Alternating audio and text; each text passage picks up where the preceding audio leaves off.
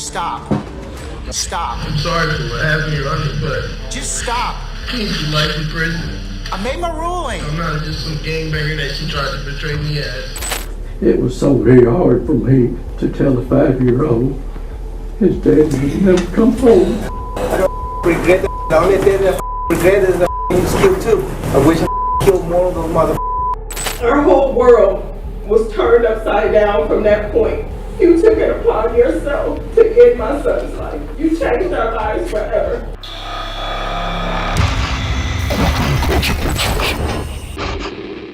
This is Jonaki Martinez Estrella, who is facing murder charges in New York City.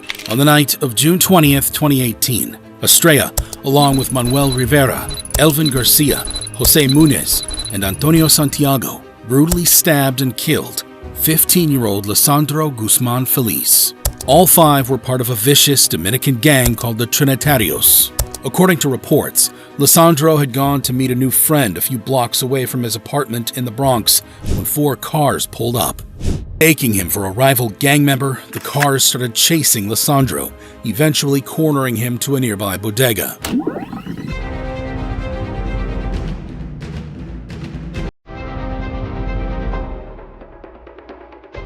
CCTV footage from inside the shop shows a desperate Lisandro seeking refuge and trying to hide behind a counter.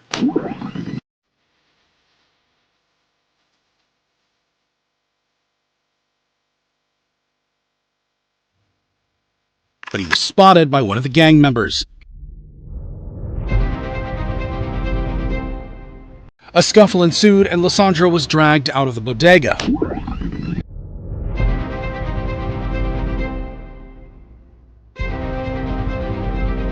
What happens next shocked the entire city of New York. Armed with large knives and machetes, the 5 took turns brutally stabbing the teenager.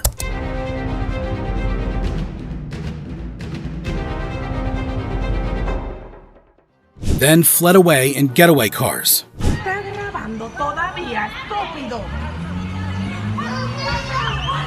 After the attack, a severely injured Lisandro managed to enter the shop but was sent away. Outside and fading fast, he gestured towards onlookers to call 911.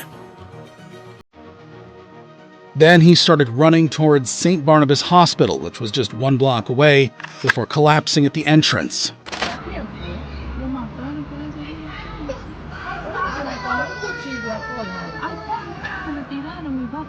Passers-by desperately tried to save Lisandro. However, 2 police officers just stood by watching the scene. They were later investigated for failing to help. Just 20 minutes later, Lisandro passed away as a result of a fatal stab wound to his neck. Police soon got hold of the CCTV footage and arrested the 5 suspects, charging them with first-degree murder. Police have arrested the 5 suspects accused in the murder of this teenager in the Bronx. At their trial, a 6th member of the Trinitarios gang, Kevin Alvarez, testified against the 5 murderers. Kevin Alvarez's arrest, he's testifying in court against 5 of his fellow alleged Trinitarios gang members. Alvarez, who had helped drag Lisandro out of the bodega, identified the suspects in exchange for lesser time served for conspiracy charges. Eventually, the jury convicted the 5 gang members for the brutal murder of Lisandro Guzman Feliz. At their sentencing, the killers showed no signs of remorse. Instead, they waved gang signs and shouted gang slogans. Jonaki Estrella, who delivered the fatal blow, was sentenced to life without parole. Jose Munez, Elvin Garcia, and Antonio Santiago each received 25 years to life, while Manuel Rivera was sentenced to 23 years to life in prison.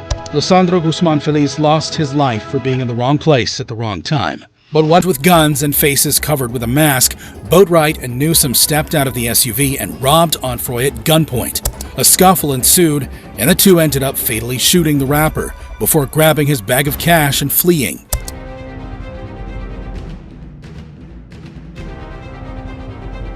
A passerby filmed the immediate aftermath of the attack and called 911. Another captured Onfroy's lifeless body in the driver's seat of his BMW. The tragic incident left the hip-hop industry in shock, with popular artists like Diplo and J. Cole paying tribute to the teenage sensation. Shortly afterwards, the four were arrested and charged with first-degree murder and armed robbery. You are charged with 1 count of murder in the first degree. However, Robert Allen took a plea deal in exchange for his testimony in the trial of the other 3, which began with the prosecution claiming that Onfroy's murder was pre-planned and efficient. 3561, someone, and the killing. Boatwright's lawyer suggested that Robert Allen, who was yet to testify against the 3, would lie in court. Robert Allen is the only person that you will hear from that puts Michael Boatwright at Riva Motorsports on June 18th, 2018. Well, let me be very clear. If Robert Allen testifies in this case, he will lie. Then, Williams' lawyer incredibly threw accusations at popular hip-hop artist Drake, arguing that the Grammy Award-winning rapper was to be blamed for Onfroy's death. Before X died, he said, if anybody kills me, it's Drake.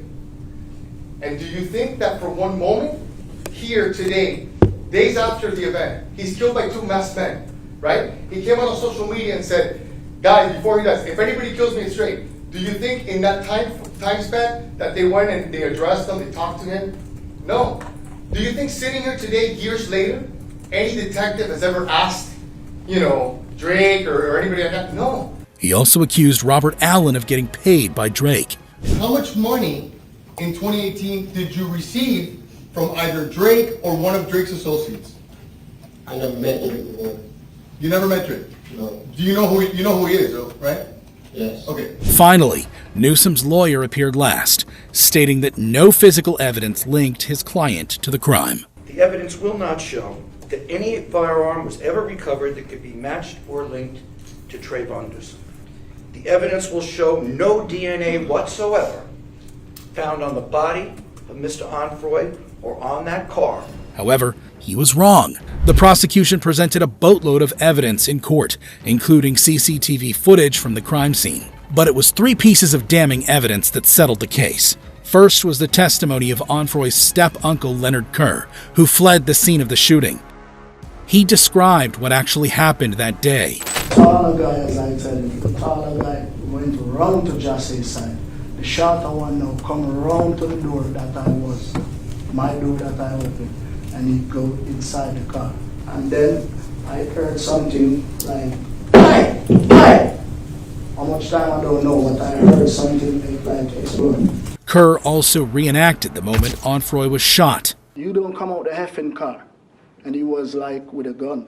You don't come out the effing car. The shorter one was at Jassay's side. The second crucial piece of evidence was pictures and videos captured the day of the shooting, showing the defendants posing and dancing with stolen money. It shows Williams fanning $100 bills and surrounded by money. And this video taken at 12:35 a.m. This time Williams appears to be in a car, also fanning $100 bills, smiling and singing. And finally, the testimony of Robert Allen ultimately sealed the deal. As he's grabbing the bag, shots are fired. Who shoots the shots that are fired? Michael Boatwright. And who does he shoot? Triple X. Where does he shoot him from? What side of the car? Driving. Allen claimed that Newsom grabbed the bag of money, Boatwright shot Onfroy, and Williams was the getaway driver as he sat in the car. Unsurprisingly, the trio were convicted of all charges and sentenced to life in prison without parole. Michael Boatwright received an additional life sentence plus 30 years, as he was the one who pulled the trigger on Onfroy. As for Robert Allen, his plea deal meant a reduced sentence of 7 years in prison plus 20 years probation for second-degree murder, while Triple X Tentation's promising life was cut short for a few $1,000s. But what happens when an attempted robbery goes horribly wrong? Like in the case of Michael Thomas, who's facing homicide charges in Wisconsin.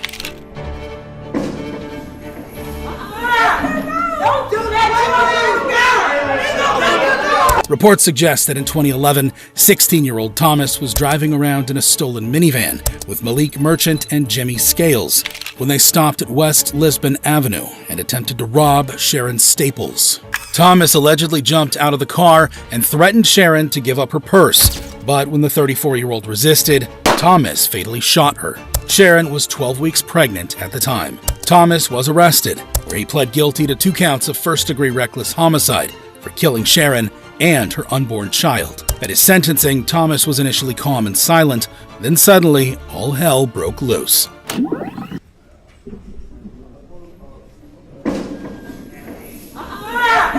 Don't do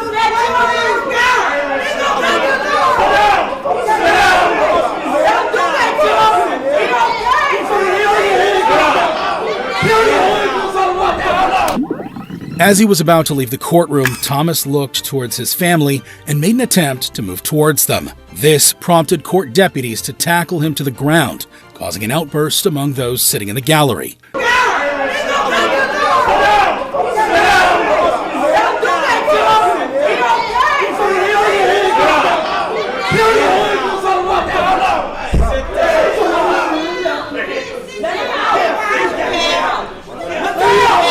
The deputies managed to stand him up on his feet, but they couldn't control the teenager.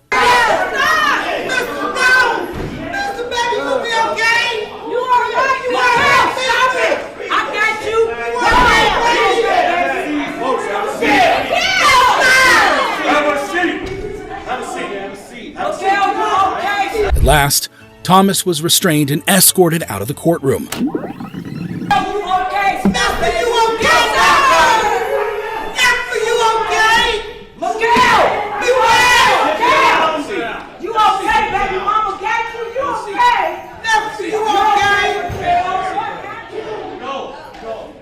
A sheriff took hold of the situation and calmed the irate family members down. No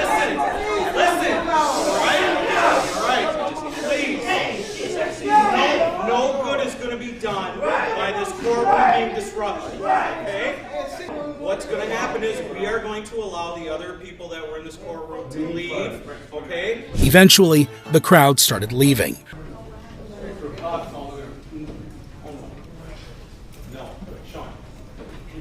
A deputy asked a guy named Chuck to wait, but Chuck was having none of it. Just wait, okay? We're going to let everybody go. Mama right there. Come on, every time I fuck a little brother, leave me the fuck alone.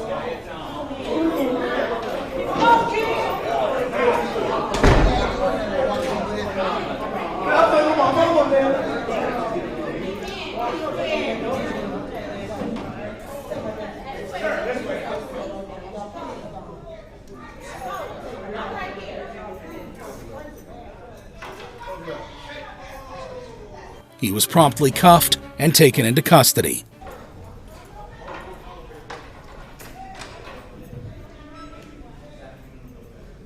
Ultimately, Michael Thomas was sentenced to 35 years in prison. As for Malik Merchant, who police said acted as a lookout, he was sentenced to 17 years in prison. The getaway driver Jimmy Scales, who claimed to be a member of the street gang Disciples, was sentenced to 25 years in prison.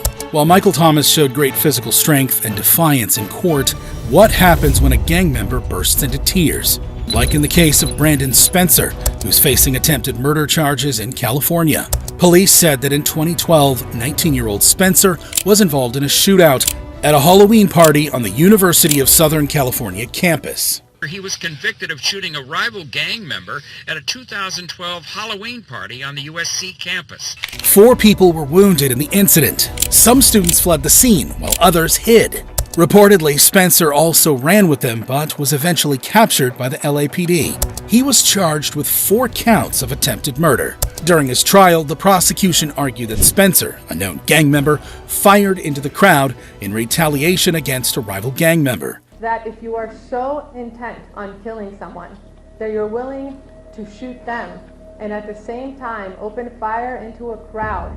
However, Spencer maintained his innocence throughout the trial. Sorry for what happened, Your Honor, but I came to life in prison. And I'm not a bad person, but I made mistakes. But I'm not just some gangbanger that she tried to portray me as. But the jury was having none of it.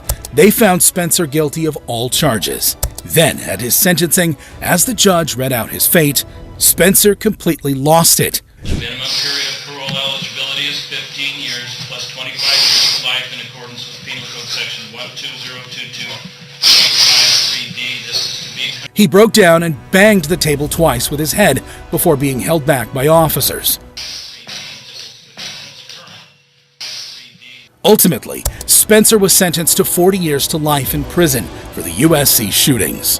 While Brandon Spencer had a total meltdown in court, how does it compare to a case that terrorized the whole country? Like in the case of David Parga, who's on trial for murdering a student in California. In 2006, 27-year-old Leland Washington, an African-American, was reportedly asked to leave a Halloween party where most of the guests were Mexican gang members. Police said Washington came back to the party, which Pargas, a La Habra Street gang member, felt was a sign of disrespect. The gangster then walked up to the college graduate and, without provocation, shot him several times in the torso. Washington was rushed to UCI Medical Center, where he died soon after. Parga was arrested and charged with felony murder. He decided to represent himself in court and was eventually found guilty of second-degree murder. During sentencing, family members of Washington addressed their loved one's killer. His brother said Washington did not deserve to go this way. There's days that the grief is so much that I just kind of muddle through the day. You have to understand who he was. He was such a great person, and the way that he died, he did not deserve that at all. While their sister spoke about the emptiness left behind by her brother's death. Halloween weekend will never be the same for us. My brother was murdered that weekend, and it's ironic that we're here today for the sentencing for the person that murdered Leland Cleophas Washington. And finally, their mother said if given a chance, Washington would have been a great friend to his killer. And I think if Mr. Parga had ever known him, he couldn't have been anything but a friend to him. He couldn't have found any other way but to make him a friend. Parga was also given a chance to speak, where he displayed remorse for his actions and apologized to the victim's family. I know there's nothing I could do to bring you guys' brother back, but I am deeply sorry for what happened to him. To you specifically, I want to say sorry to what happened to your son. I know the pain you're feeling. My mom comes to see me, she cries because of what's happening to me, and I could only imagine what you're going through. You lost your son. However, the judge called Parga a coward for shooting the victim for no apparent reason and ultimately sentenced him to 50 years to life in prison for the murder of Leland Washington. While David Parga was a small-time gang member at the bottom of the food chain, what happens when the leader of a biker gang gets caught? Like in the case of Joseph Lancia, who's facing attempted murder charges in Rhode Island. 30-year-old Lancia was the president of the Hells Angels biker gang in Rhode Island when he fired a gun at a truck that was driven by Richard Starnino. Starnino, once considered a prospect for joining the Hells Angels, was engaged in an ongoing dispute with Lancia. Authorities said no one was injured in the incident, but the situation could have been far worse. The bullet struck the passenger side of the vehicle. No one was injured.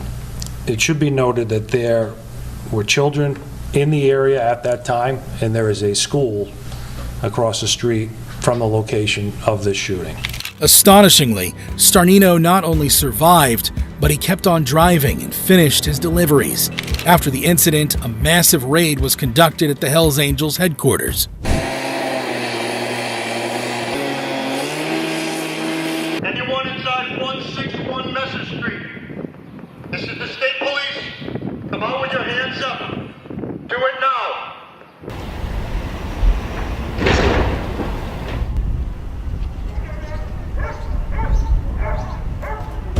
Some gang members were arrested and taken into custody. Lancia, too, was arrested. However, as part of a plea agreement, the more severe charges of attempted murder were dropped. Instead, Lancia pleaded no contest to felony assault and battery. 30-year-old Joseph Lancia changed his plea from not guilty to no contest. At his sentencing, several members of Hells Angels came in full support for their president. Lancia was given a chance to speak, which he refused. Is there anything that you would like to say, sir? Nothing. However, Judge Kirsten Rogers had some words for Lancia. Should you not appear in a timely manner, and I'm talking 5 minutes late, or if there are any violations of your release. She also ordered him to stay away from the victim. There is a no contact order for the protection of Richard Starnino for the duration of 8 years. Eventually, it was time for Lancia to learn his fate. A 5-year full sentence, all of which is to be served at the ACI. Lancia was ultimately sentenced to 5 years in prison plus 10 years of probation. While Joseph Lancia's victim lived to tell his tale, what happens when drug dealers go after one of their own? Like in the case of 33-year-old Christopher Dean, a drug dealer in Atlanta who wanted to leave the criminal world behind. Looking to make one last drug deal before turning clean, Dean set up a deal with Xavier Gibson, who was a member of the street gang Gangster Disciples. The gang had learned that Dean previously worked as a police informant and lured him to meet at Gibson's house in Sandy Creek Drive.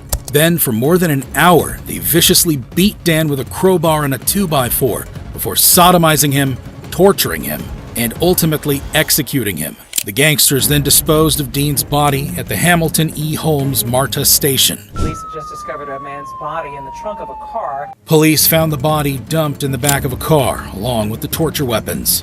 But it was back at Gibson's house where they made a shocking discovery. Police found evidence that the suspects continued living at the house, with Dean's bloodstains everywhere. 5 members of Gangster Disciples were arrested for Dean's murder: Christopher Lockett, Xavier Gibson, Cortez Clark, Joshua Rooks, and Jasper Green. Such was the extent of the torture that prosecutors said Dean's skull was actually depressed. They beat him to the point that his skull was actually depressed. They also said the suspects were trying to send a message to other gang members. They were obviously attempting to send a message to fellow gang members and anyone who might dare to testify against them. All 5 were found guilty of murder and other gang-related charges. At their sentencing, an emotional father of the victim took the stand. We all have empty space in our hearts for Chris. It was so very hard for me to tell a 5-year-old his daddy would never come home. Ultimately, the 5 gang members were sentenced to life in prison for the murder of Christopher Dean. While Christopher Dean's killers showed no remorse, the suspect in our next case made the whole courtroom emotional. This is Tariq Jackson, who's on trial for murder in Michigan. Jackson was 16 when he allegedly pulled out a gun and opened fire after a fight broke out between 2 Ypsilanti gangs in 2015. The bullet hit 20-year-old Keandre Duff in the head, instantly killing him. Jackson, now 18, was facing multiple charges, including open murder. He was set to go to trial, but eventually pled guilty to second-degree murder. Things got emotional at his sentencing when the victim's mother directly addressed Jackson. Our whole world was turned upside down from that point. She said his actions had changed her life forever. You changed our lives forever. You took it upon yourself to end my son's life. But shockingly, she forgave her son's killer and showed sympathy towards him, addressing him as a young man who had dreams. Well, he forgives you. And I forgive you. I don't hate you. And then they sent me a picture of Mr. Jackson. And when I looked at him, I said, Lord Jesus, this is somebody's baby. This is a young man who had dreams to be more than what he became. And if anything, Father God, in the name of Jesus.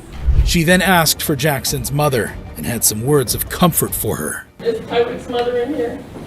Mom, come here. Your son is still going to be a great man. All he has to do is give it to the Lord. Then, in a heartfelt moment, the 2 mothers shared a hug in the courtroom. Jackson was also given a chance to address the court, where he apologized to the victim's family. First off, I just want to say sorry to the family of the victim. I wish the situation would have played out like that. I never thought that my choices and decisions would have affected so many people. No mother deserves to bury her son, and no mother deserves to see her son change. He said he got involved in gang activities when he was young and took full responsibility for his crimes. I was 16 at the time of the incident. I was young, angry, full of pride, caught in the streets and in the middle of gangs and all type of other stuff. And I felt like, that was the best choice for me to make. But today I don't think that was the best choice. But I take the full responsibility for my actions and am ready to face the consequences. He also warned other gang members to learn from his mistakes and change their ways. The life that we was living, being in gangs and all that other stuff, it ain't worth 16 years or death, because eventually you can be put in a situation and there's severe consequences that come with that. Then, he ended his statement with some words of encouragement for his family. My family, I just want to say, don't cry, this isn't a funeral. My life is far from over. They can lock my body, but they can't lock my mind. It's going to be a long tunnel I have to walk through, but I'll always stay focused at the light at the end. Ultimately, Jackson was sentenced to 17 to 40 years in prison for the murder of Keandre Duff. While Tariq Jackson's youthful exuberance took the life of a youngster, what happens when someone attacks a police officer out of desperation? Like in the case of Officer Bronson Kalaloa, a 10-year veteran who was killed during a traffic stop in Hawaii. In 2018, Officer Kalaloa approached a vehicle driven by Justin Waike, a wanted fugitive who was out on bail. Waike had an outstanding warrant against him for violating bail terms. He also had 16 prior convictions, including drug and firearm offenses. During the stop, as soon as the officer approached him, Waike opened fire, hitting Officer Kalaloa in the neck and leg. The 46-year-old later died in the hospital. Waike escaped and went on the run, and a large manhunt ensued on the island of Hawaii. 3 days later, an SUV was stopped at a checkpoint in South Point. Police said Officer Brian Tina opened the rear hatch of the vehicle, and Waike, who was hiding underneath a blanket, emerged and opened fire, wounding the officer. Justin Waike was in the very back and had shot him. He had concealed himself underneath the blanket, so the officer did not see him. Other police officers returned fire, and Waike was killed in the shootout. There was an exchange of fire there, and Waike, as a result of the exchange of fire, Waike was killed. Waike had 3 accomplices present in the car who were helping him escape: Jorge Pagan Torres, Malia Lahala, and Crystal Ferreira. Torres, Lahala, and Ferreira remain in custody, and today in court, the judge denied them bail. They were arrested and charged with accomplice to attempted murder. However, the prosecution couldn't prove those charges, and the 3 were later convicted of lesser misdemeanor assault offenses. Ultimately, Lahala was sentenced to 6 years in prison, while Pagan Torres and Ferreira each received a year of imprisonment. While Officer Bronson Kalaloa lost his life in the line of duty, what happens when a helpless elderly woman is killed? Like in the case of David Moses, who's on trial for murder in California. Moses was 17 when he and 2 others reportedly entered the home of Dorothy Session with the intention of robbing the 81-year-old. When Dorothy resisted, Moses mercilessly beat the old woman to death. Moses admitted to investigators in an interview that he struck the woman. Police found Dorothy's body with multiple injuries, including a broken nose, missing teeth, cuts to her mouth, and black eyes. Moses was arrested and 2 years later convicted of first-degree murder. At his sentencing, Moses showed no remorse for his actions. He laughed and yawned throughout the proceeding, finding the whole situation boring. With a chuckle, a laugh, and yawn after yawn, David Moses acted strangely at his sentencing this morning. At one point, he even dozed off in his chair.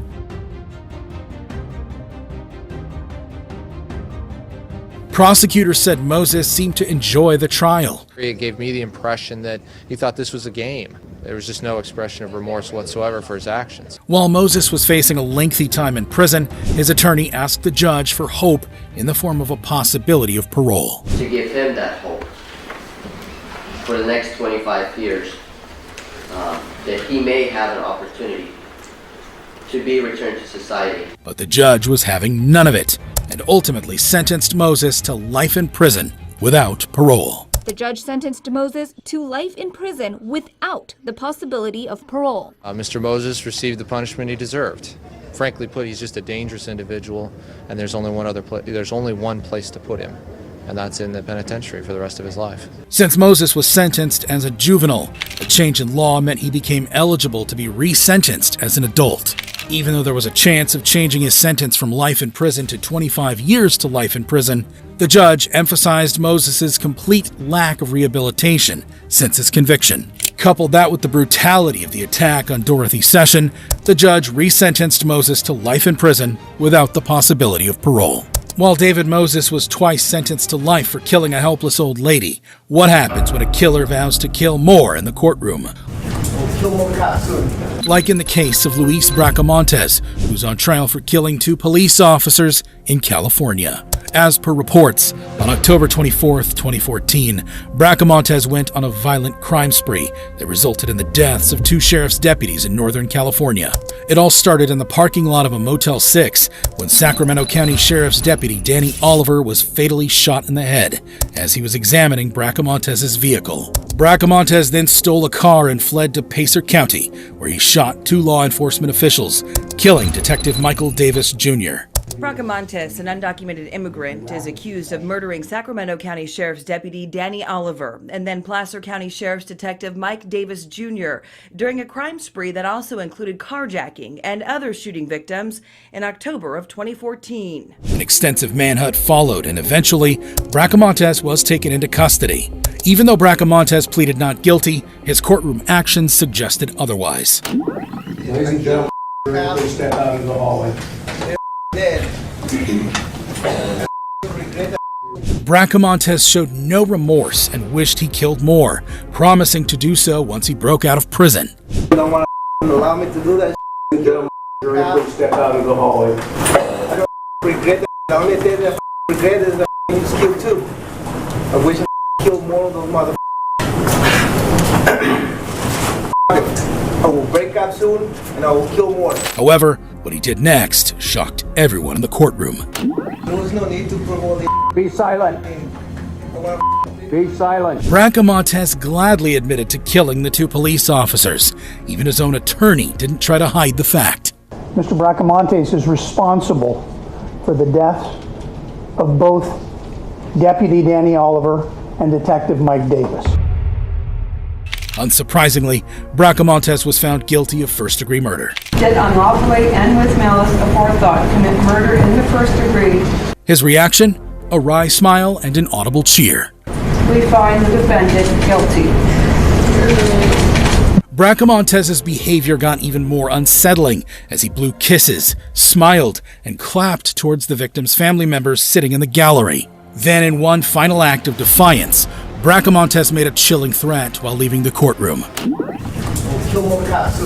While Luis Bracamontes' cold-blooded murders and courtroom threats were truly shocking, what happens when you have to kill to move up the ranks within a criminal gang? Like in the case of Victor Rodas, who's facing murder charges in Virginia. According to reports, on March 27, 2017, Rodas and 4 other members of the international criminal gang MS-13 kidnapped and brutally killed Raymond Wood. Police found the mutilated body of the 17-year-old in the woods with multiple stab wounds, just 2 hours away from his home in Bedford County. Investigation revealed that Rodas set up a fake drug deal with Wood, after which the victim was abducted, strangled, and stabbed 29 times. Rodas was charged with first-degree murder, robbery, and kidnapping. At his trial, the prosecutor said Rodas killed Wood as part of an initiation ritual to move up in hierarchy within MS-13. Because Raymond Wood had to die for several reasons. He had to die for MS-13. He had to die for the sailors. He had to die for his reputation and rank within that vile organization. The defense argued that Rodas was merely the getaway driver that day and had nothing to do with the stabbings. He had no idea what was going on. He was just told to get in a vehicle and go on a ride. The trial hit an impasse, and it seemed Rodas would get away scot-free until police stumbled upon a crucial piece of evidence: the murder weapon. Lead investigator John Maddox testified that he saw a dragon's head shining light towards him at the murder scene. So I decided instead of walking back through the high grass, I would walk straight through the woods to my car. I walked about 20 yards and looked down because it was a shimmer of light that hit just right, caught my attention. I looked down on the ground and saw a dragon's head, a metal dragon's head on top of the ground. That dragon's head belonged to a knife that was used to kill Wood. The dragon's head was pulled out of a box and shown to the jury this afternoon. Maddox told the prosecution the blade alone was over 9 inches. With the discovery of new evidence, the jury eventually found Rodas guilty of all charges. Ultimately, he was sentenced to 55 years in prison for the murder of Raymond Wood. While Victor Rodas's criminal ambitions resulted in a lengthy jail sentence, what happens when you go on a rampage just for fun? And now I can't feel anything below my waist. Like in the case of Noah Lep Hall, who's facing multiple charges, including murder in Colorado. In August 2021, Lep Hall and 4 others, all between the ages of 18 and 21, reportedly went on a crime spree that left the state of Colorado in shock. Lep Hall, Seth LaRode, Aiden Sides, Isaiah Freeman, and Samuel Fussell were all previously detained in a youth correctional facility in Golden, Colorado, where they met and allegedly planned the whole thing. The rampage started on August 15, 2021, when the 5 suspects broke into a business and heavily damaged the premises. They then brutally assaulted a man who was trying to take his ex-wife home following a cancer diagnosis. He later testified in court saying his ex-wife blamed herself till the day she died. Even to the day she died at a hospice, she looked over during moments of clarity and apologized to me. I'm sorry. She blamed herself. The more serious crimes came later, when a man was left for dead after being robbed and shot.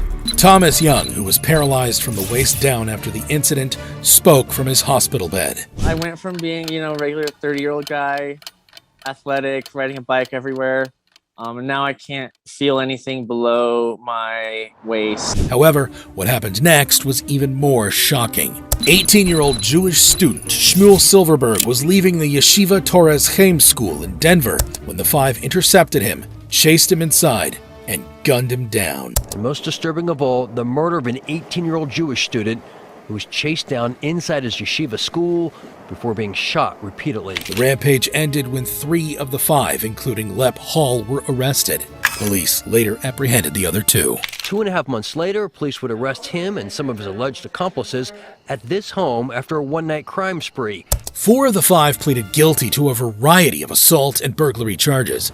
Aiden Sides was sentenced to 41.5 years in prison, while Isaiah Freeman got 30 years. Samuel Fussell and Seth LaRode each received prison sentences of 21.5 years and 12 years, respectively. As for Lep Hall, he additionally pleaded guilty to second-degree murder and first-degree kidnapping and was sentenced to a total of 65 years in prison. While Shmuel Silverberg killers showed no remorse, what happens when lawyers, witnesses, and even the judge go insane in the courtroom? Stop. Just stop. I made my ruling. Like in the case of Jeffrey Williams, a famous rapper who's facing racketeering charges in Georgia. Better known by his stage name Young Thug, Williams is accused of being a founding member of the criminal gang Young Slime Life, or YSL. Police said Williams and YSL had previous ties with the infamous Bloods gang. In May 2022, Williams was arrested and charged with gang-related offenses and violating Georgia's Racketeer Influence and Corrupt Organizations, or RICO Act.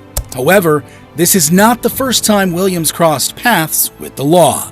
He was previously arrested in 2017 on drug-related charges, as police found contraband, guns, and drug money in his car. Now in court for his RICO trial, prosecutors used Williams' own song lyrics to suggest that he was a part of a gang. I never killed anybody, but I got something to do with that body. He's not using gang colloquially.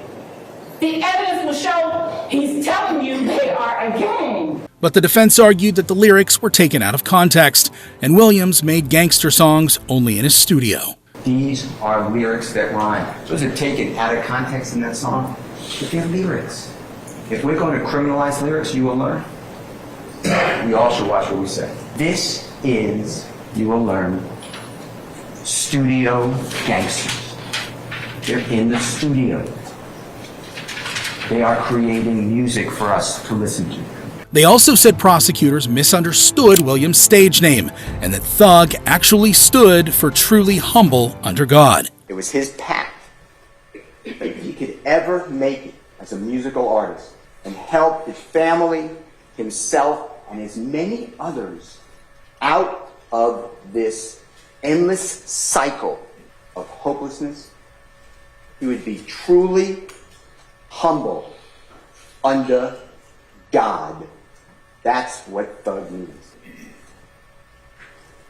Prosecutors then introduced a picture that showed Williams making Blood's gang signs, but the defense had other ideas. Prosecution is targeting, that's Jeffrey taking a selfie in the mirror, and he has his hand up, and the indictment that the prosecution had the grand jury return says he's holding up a blood sign, and that furthers this conspiracy. They argued Williams only made a sign that denoted positivity. Blood sign is like this, it looks like a B. That is a P. Jeffrey's fingers are down. It means any circumstance you're in, if you think positively about something, you could make it through. You're pushing positivity. Williams' trial was also marred with interruptions, delays, and heated moments. This was mainly because Judge Ural Glanville, prosecutor Adrian Love, and defense attorney Brian Steele were not always on the same page. For example, in one instance, when the defense failed to follow his instructions, Judge Glanville had some stern words for them. You know, you all don't listen to the court, and it's going to get you all in a lot of hot water. You need to listen to me when I tell you something, and don't rely upon your own understanding. He also schooled defense attorney Brian Steele on how to properly handle evidence in court. Underneath the passenger seat on the floorboard, is that right? I need to teach you about handling weapons. Please point the muzzle always downward, no matter if it's unloaded, okay? I know it's unloaded, but yes, sir. You make everybody nervous, okay? To include Mr. Kearns, who you're pointing it at. All right. All right. I apologize. While Judge Glanville handled that situation with levity, he lost his patience when prosecutors questioned him about a juror. Your Honor, did juror number 39... Yo, would you stay out of my business, Miss Love? Oh, well. Stay out of my business. Judge, look, I'm sorry. I've been doing this a long time. Yes, I have, yes. In another instance, a court bailiff had to step in when attorneys from both sides got into a heated argument. Your Honor, at some point, Your Honor, I'm sorry, I'm talking, Your Honor, and I don't know why I am being interrupted. I will not stop. Hey. I was speaking. Miss Love. Y'all got. I'm sorry, I was speaking. Both y'all can't talk at the same time. I know, I was speaking, and I expect you to be allowed to speak when I'm speaking. Hey, both of you all need to just take it down a notch. Safe to say, Judge Glanville was not impressed at all. But you continually engage in this pattern of behavior, Miss Love. You don't want to accept my ruling. Your Honor, and I know you're being an advocate, but at some point, stop. Just stop. I made my ruling.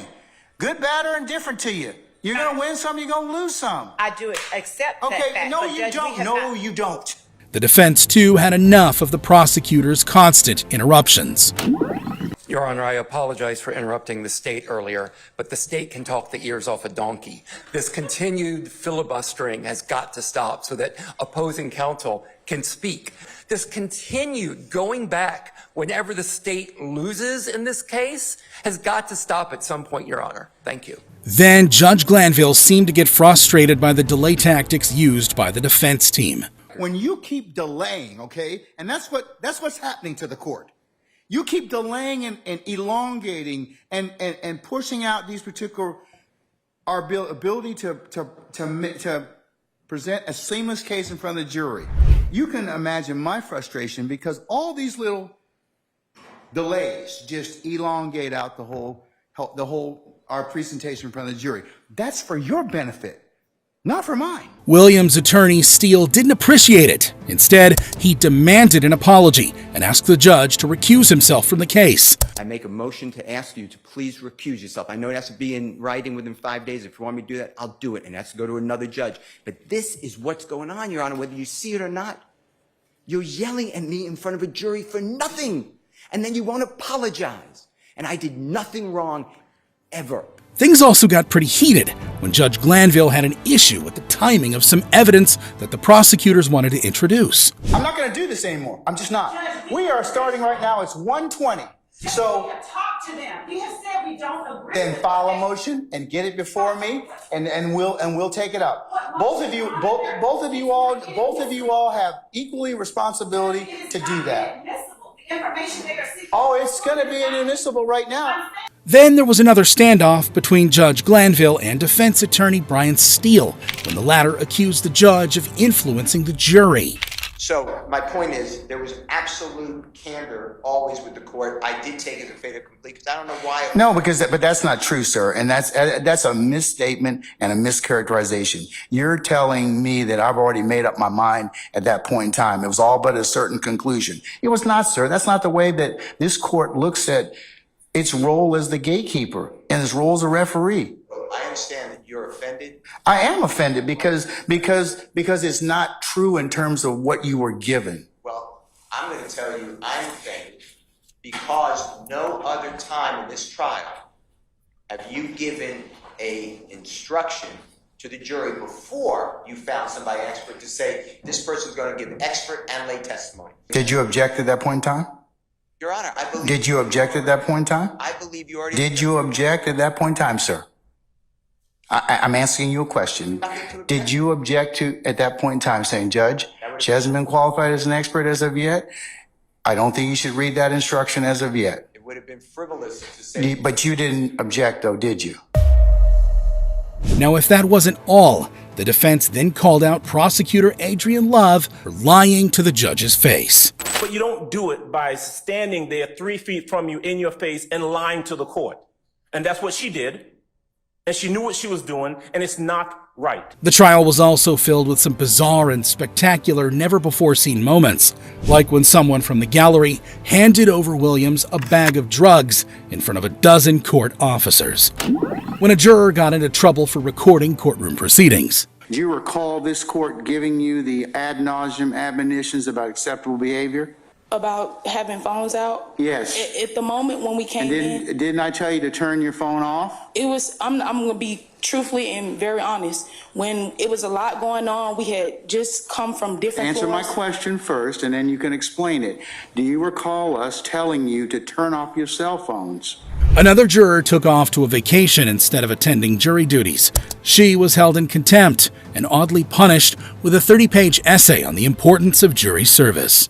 Ordinarily, madam, I do find you in contempt, but here's what I'm going to do. What I think I'm going to do is, in order for you to satisfy your contempt, I'm going to commute the 20 days and require you to write a 30-page paper on the importance of jury service. Incredibly, which is what I told you not to do as well. He too received a peculiar punishment. You're going to do 10 hours of community service, all right? Yeah. Then, when we pick a jury in this case, you're going to come for the first 5 days of trial.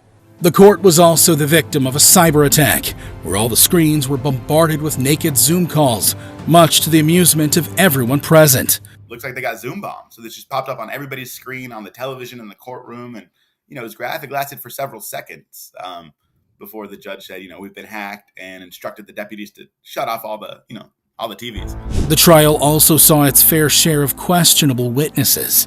One of them erupted on the stand during cross-examination. I really don't understand what's going on. I don't remember.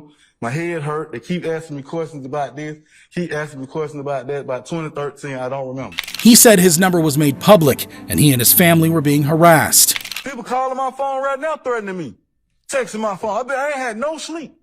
I've been up all night since yesterday, 7 o'clock, from 7 o'clock yesterday to 6 o'clock this morning.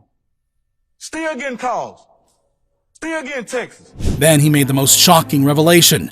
Can I get a water or something? I'm so high right now, y'all. I'm about to go to sleep on y'all now.